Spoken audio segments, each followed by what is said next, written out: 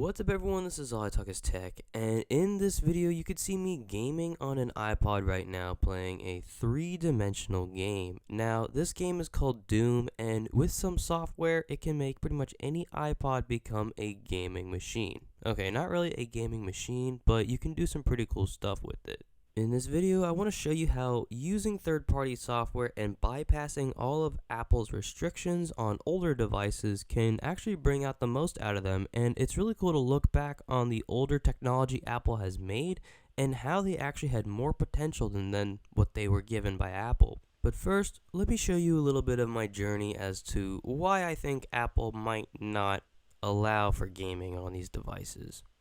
Guys, I have a gambling addiction. I just lost my car and my house, alright? Now the only way to win my money back is by gambling on this iPod, boys. Okay, so take a look at this, right? Enter a bet. Right now it's 150 bucks. Oh, I need to make my money back. I'm just gonna go all in. There's only 900 bucks in here? What the heck? I need to put in more money. For my Bank of America, let's see. Oh my goodness. Alright, I got $1, $44, and $71. Let's see how much all that is. Let's go to the handy dandy calculator application on this iPod. $44 equals, how much money do I have to gamble to win back? $117. Alright, we're gonna start a new game and just go all in, baby. All in. Did I buy insurance? Nah, I don't need insurance. Nah. Alright, we're gonna win this. We're gonna win this. We're gonna win this. I don't even know how to. I don't even know how to play the game.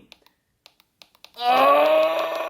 Moral of the story is, if you become so broke you see yourself gambling on an iPod, maybe get some help before making a YouTube video on it. Okay, but for real though, in this video, I'm actually going to be showing the history of gaming on iPods using just normal iPod software, not the hacked version like you see, where you can play chess, where you can play Doom, all sorts of games. I'm going to be walking you through the first iPod, what the games were like, all the way up to the latest iPod, and why they don't have any games on them. And the later iPods will be more interesting because they actually have better quality parts, faster internals, and actually less features than the first iPod. So I will be covering that very soon.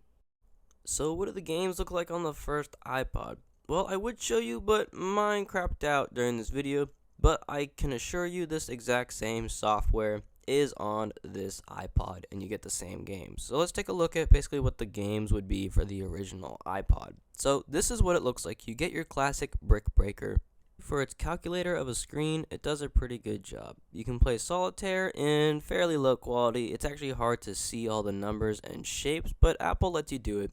And this is probably my favorite game. You get to shoot people falling out of a plane, and the goal is to not hit the plane, but you want to shoot the people before they get to the ground. So they're enemies or something, and you're taking place during war and trying to defend your homeland in a way. So pretty intense game for just a music player, but I think it's very cool to see.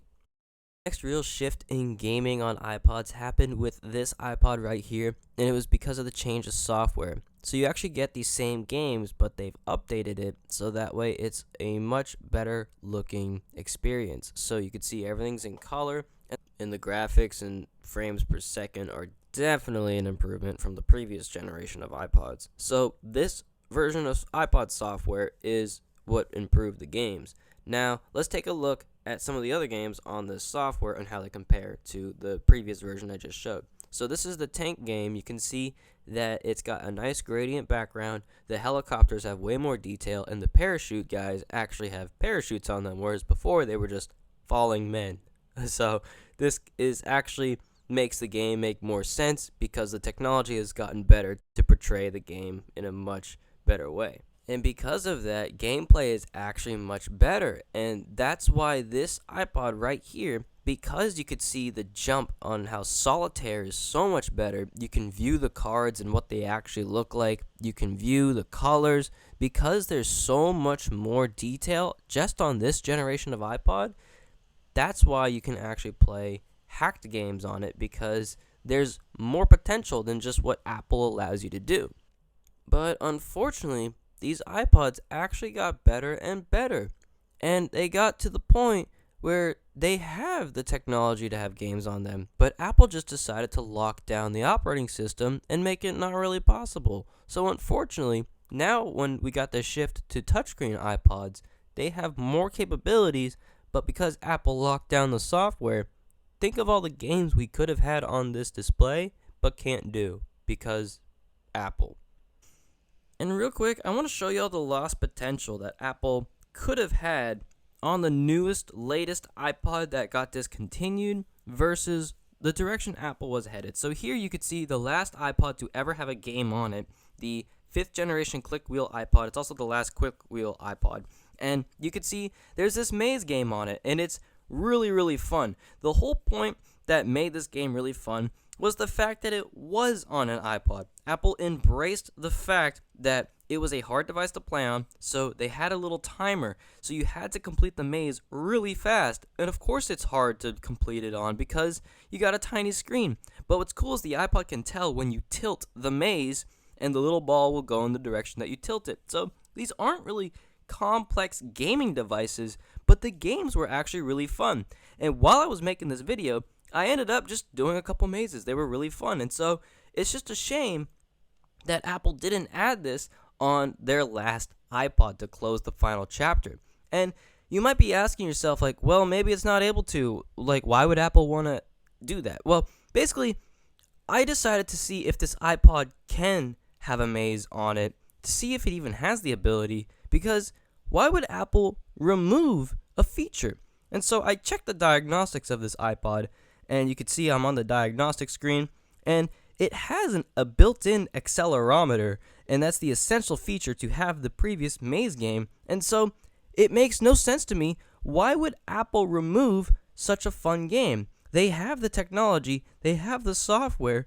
It's just really sad to see that this is the last legacy iPod, and it has the ability to have really fun games like just shown, and in fact it even has a bigger screen, and Apple sort of blew away that opportunity. So that, to me, that's kind of sad. And unfortunately, Rockbox doesn't work with this iPod. But essentially, the whole point is just to show that a lot of iPods are wasted potential with Apple's software. It's a real shame because we now know that an iPod from literally 20 years ago can play more games than an iPod from like 10 years ago, which would be the latest iPod. Now, I'm just giving a ballpark number here, but that's pretty much my 2 cents on the iPod gaming situation. And in my opinion, the reason Apple doesn't allow for gaming on iPods is because, let's be honest, if it's not the best of the best, Apple probably does not want to be advertising it on their devices. So Apple has an iPod Touch at the time, which could be used for gaming and wasn't that much more than an iPod Nano. It was maybe like an extra $150, but for that difference in price you pay, you get a whole different experience. So, in the end of the day, that's just the history of what happened. Sort of an interesting perspective. Thank you so much for watching, and as always, peace.